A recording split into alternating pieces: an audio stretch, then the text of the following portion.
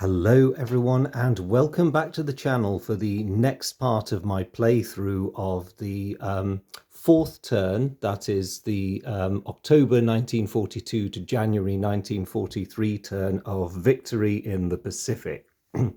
Now, before I get going, I must offer you all an apology because in the heat of the moment, as I was battling my way across the board, I completely forgot one important rule, and quickly glancing at the comments, which I will answer soon, guys. Sorry for the delay.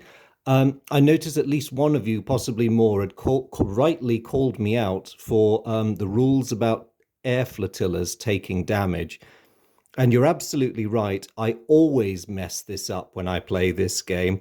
So the rule with regard sinking ships is you have to exceed their protective rating, the middle number.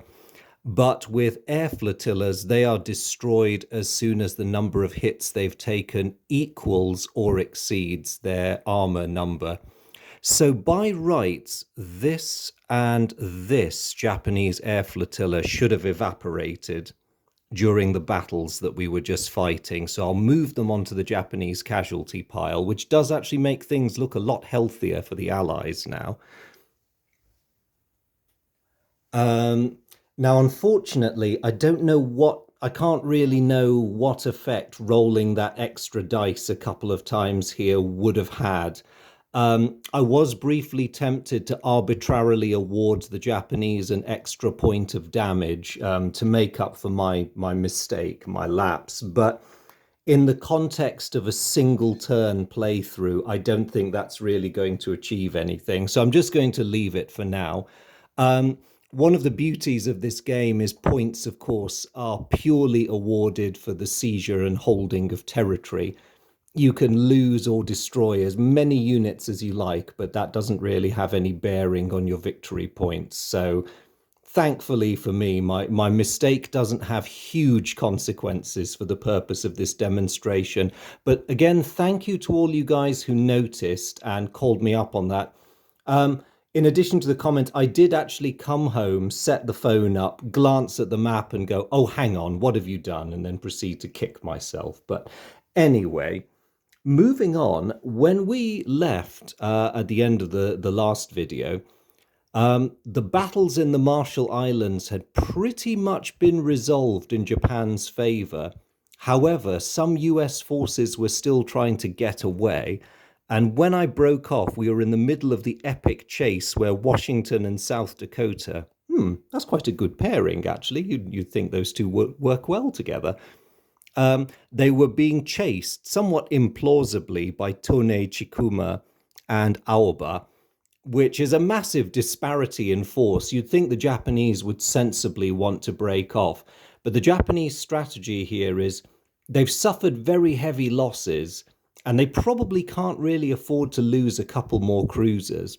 But both US battle wagons are damaged, and if they can take them out of the running, then they've deprived the US Navy of two powerful assets that, basically won't be there in future turns.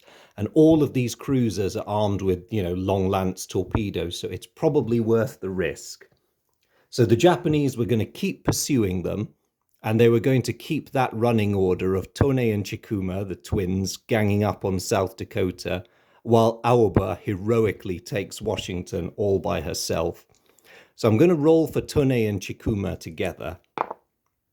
Oof, and that's a disable and a hit. So the question is, how much damage does the hit do?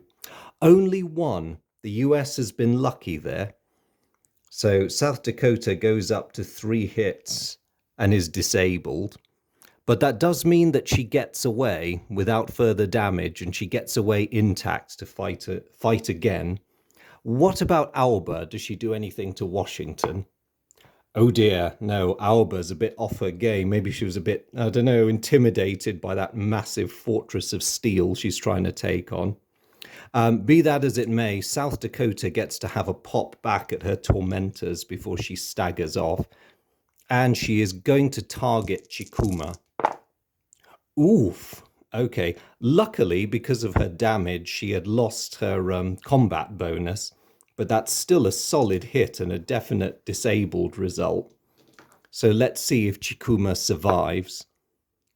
No, she does not. Those 9 16 inches blow her right out of the water. And next, Washington is going to target Auerbach.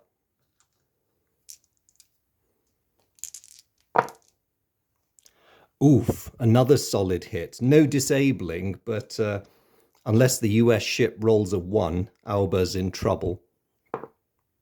Ooh, okay. Auerbach is still in the fight, but she's in an extremely bad way.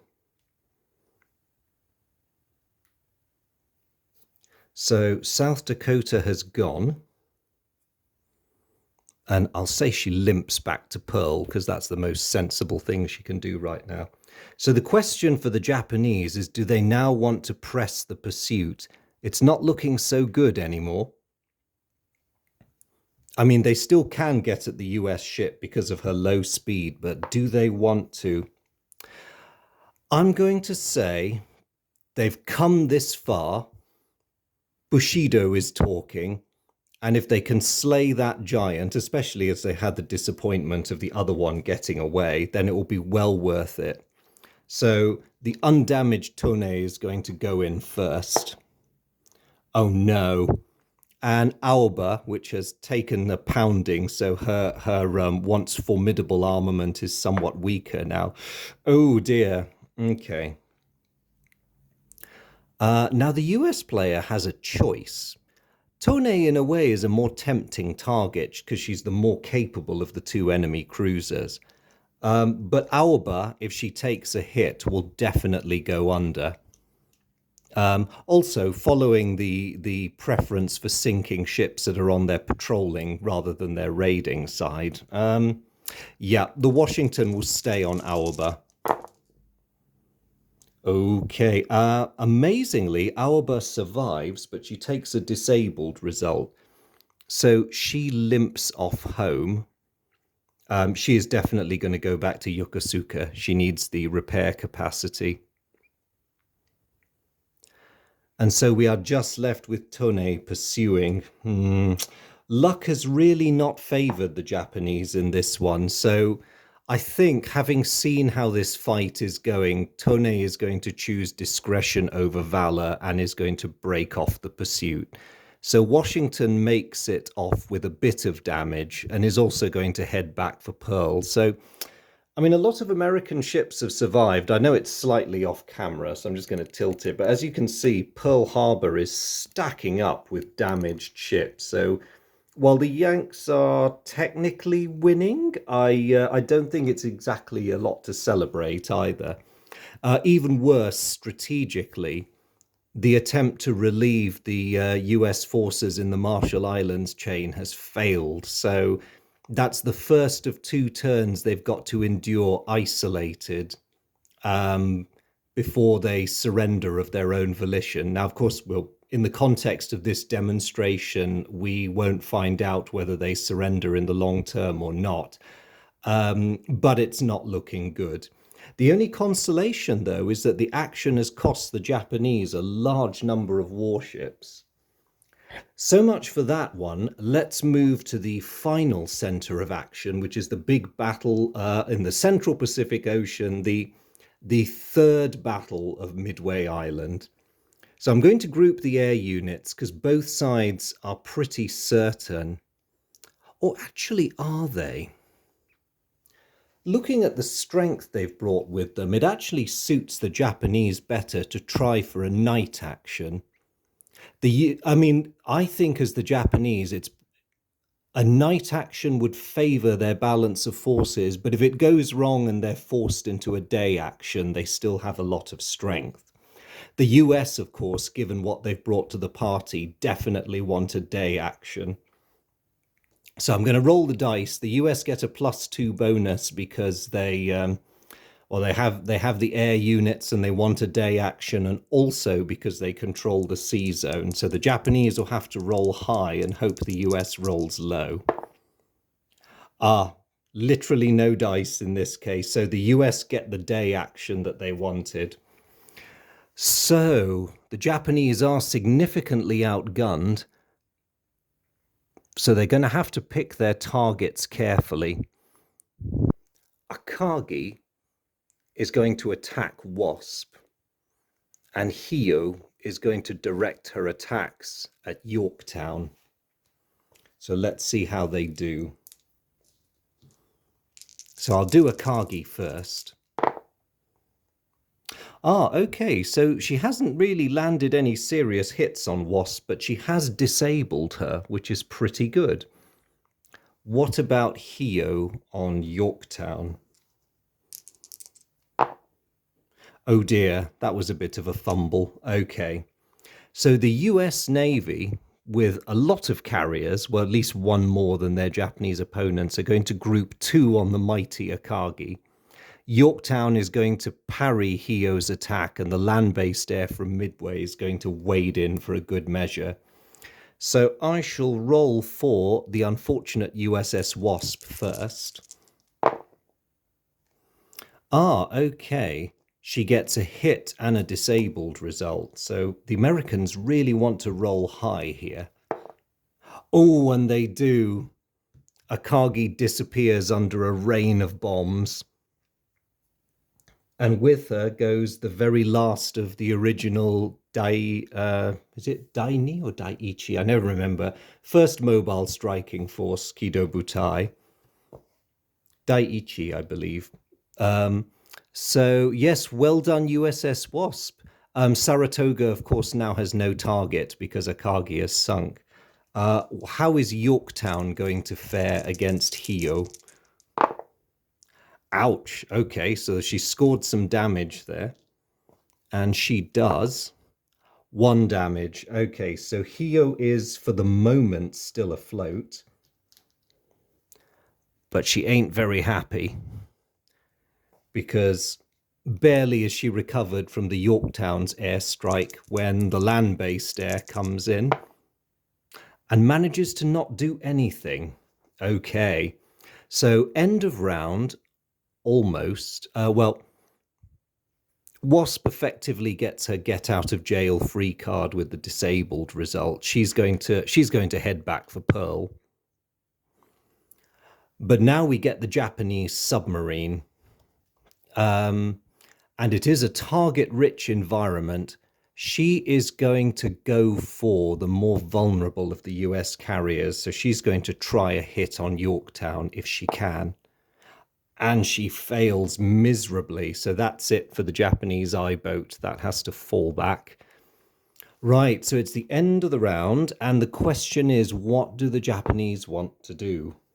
Do they want to stand and fight, knowing they'll jeopardize their only surviving carrier? Or do they want to leg it?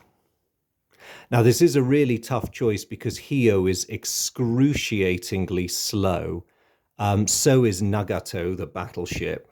The only ones that really have a chance of getting away are the cruisers. What the Japanese will do is they're going to try desperately to force a night action. And if they fail at that, then Hio will go down fighting rather than showing her back. Nope, the Allies get their day action again. So the gallant Hio is going to go in. She's going to stick to her original target, which is Yorktown. She no longer gets the combat bonus because of her damage. And that is a disabled result. So regardless of what else happens, Yorktown will be limping away at the end of this. The US carriers and the land-based air, unsurprisingly, will be targeting Hio or actually, it's a bit of a risk, really. If they fumble the roll, it could be bad. No, I think let's spread it around a bit. Yorktown can have the satisfaction of striking back at Hio, as can the land-based air. Saratoga is going to go after Nagato, just for the satisfaction of trying to put a battleship under. So I'll do Saratoga on Nagato first, so we just see how that goes, and also to build up the suspense around Hio. Ooh, disabled. So Nagato actually gets away with it. So she will go zooming off back to the home islands in a bit of a state, but otherwise all right. What about... Oh, sorry, silly me. I should have rolled for Hio first. Japanese first, always. So Hio takes another shot at Yorktown. No, no, sorry, I'm confusing myself. The Japanese had already fired. What are you doing, boy? Focus, focus. Yes, Yorktown. Sorry, Yorktown, depriving you of your shot there. That was very rude of me. Is going to slap back at Hio before she has to retire. Ouch, and she scores 2 hits with that. Well, even if she rolls 1 on both, the Hio is gone. So the gallant carrier goes under, joining Akagi on the bottom. And the largely undamaged but very puzzled Yorktown withdraws. And here we are. Now, I think from the Japanese perspective, there is absolutely no hope of scraping a victory out of this one. So they are going to retreat. And because the cruisers have a very good turn of speed at 8, they are just going to make it out of there. So they will, oh, yep, I sense something else is coming in. So the Japanese cruisers will fall back to the home islands as well, leaving the Americans in charge of the Central Pacific. I know, Oscar, well done. That was very good battle charge on your part. You can tell who was directing the Americans. So there we go. That is the final engagement of this turn. And so really we now enter the sort of cleanup end of turn administrative phase, and significant things can still happen here. Beginning with the Japanese, they have the choice of whether they want the Sasebo infantry unit to do anything. Now there are no hostile bases there for them to invade, but I am going to move them into the safety, well, dubious safety of Truk Lagoon. The United States has a marine division in the Coral Sea, and thanks to the Japanese invasion this turn, there is a hostile base adjacent to the Coral Sea, which they can now invade. So just to pour even more iced water on Japanese dreams of holding on to their empire, or indeed expanding it, the US Marines are going to move in, take themselves off the map, but in so doing, restore Allied fortunes on Guadalcanal.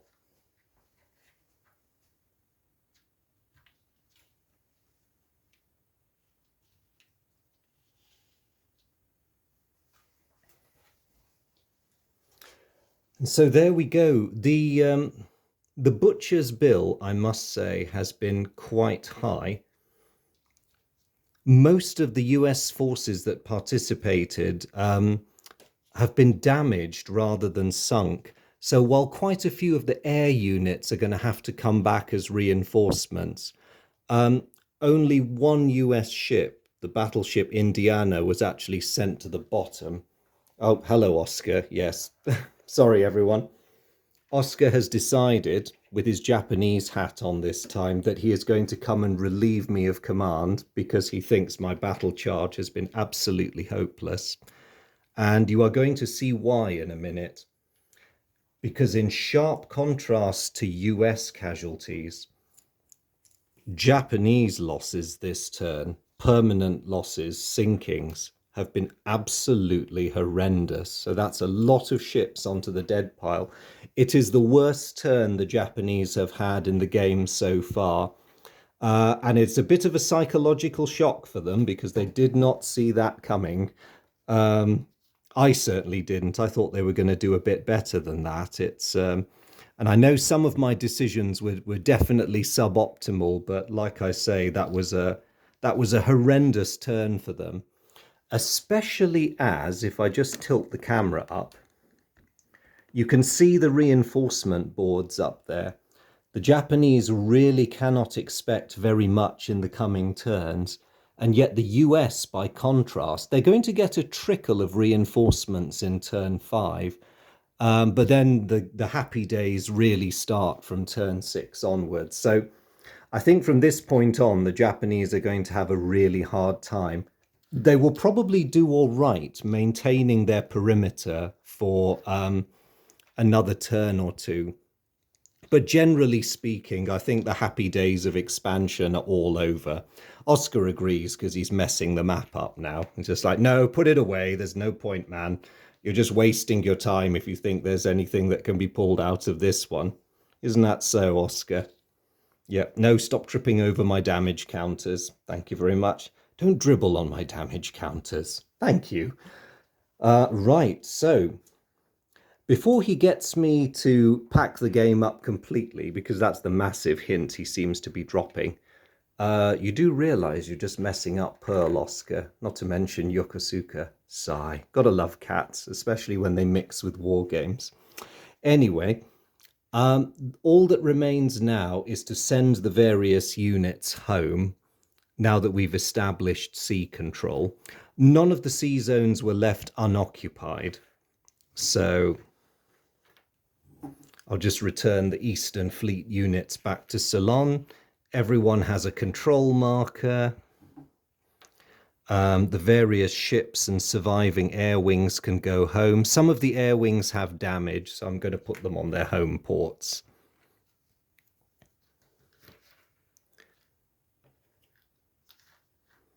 So the big question now is, once I've sent all these guys back, you two... Oh no, you guys were over there. Ah, Oscar, what have you done? Can't work out where anybody was now. You guys can go home. So we come to the final stage in the turn, which is counting up those all-important points of control. So I'll do the Japanese first. They get 3 for the home islands, another 3 for Indonesia for 6. They're up to 8 with the Marianas, 10 with the South Pacific. You were raiding. There was an air unit there, so 9 with the Marshall Islands. And that's all the Japanese territories. So they had a total of 9 points. The Allies had no Bosky, move. The Allies had the Bay of Bengal for 2. Correction, 1. They don't get anything for the Indian Ocean. They do have the Coral Sea, which gives them another 2. So we've got 3 so far on their running total. Mandate gives them 5. Hawaiian Islands brings it up to 8. North Pacific and the Aleutians brings it to 10, and they get nothing for the Central Pacific. So 10 Allied points to 9 Japanese means that that all-important points of control track moves down 1. So at the end of turn 4, the Japanese are still leading by 3 points of control. But if we were playing a full game, I very much doubt it would be a big enough lead, because certainly at the beginning of the next turn, given current Japanese weakness, or at the latest early in the turn following, the US is going to begin a bit of a rampage through Japanese territories, and it's not going to be very pretty, and it's going to start changing the victory point balance pretty sharpish. But that is a hypothetical problem for another day. So that concludes my one-turn playthrough of Victory in the Pacific. I hope you guys found that useful and interesting, and I hope it made sense. I do tend to waffle sometimes. And also, apologies for the little mistake with the damage the Japanese air wings were taking. I hope that was my only one, but if you spot any others, please do call them out. I'll add a correction in the description and take things from there. But in the meantime, it only remains to say thank you guys so much for following this series. I really appreciate your company. The comments and the engagement have been absolutely fantastic, and I really will get back to you guys, especially as you've made the effort to leave the messages. Thank you so much for all of that. Yes, I hope I'll see you again when we come to gather round for my final thoughts on this game, which will be the next video. But yes, as always, thank you guys for the interest and for following the channel. As always, to my long suffering veterans who've been with me for a while, a huge hello. I hope you guys are all doing really well. And again, thanks for being here. To anyone who might be new to my channel, if this is the first of the videos or a video series of mine that you've watched, hope you enjoyed it and you're very welcome. If it's Victory in the Pacific that's brought you here, then I hope you've enjoyed watching this series. If it's wargaming in general, then you're more than welcome. Please meander around the rest of the channel, have a look at some of my other videos. I hope you find more content that you like. But whoever you are and wherever you're watching from, thank you very much again, and I look forward to seeing you guys again sometime soon. Take care, bye, and Oscar, do you want to say goodbye as well before you put my game away for me? Bye-bye. Oh no, he's studying the map with great interest. He's just noticed something I've seriously messed up on, no doubt.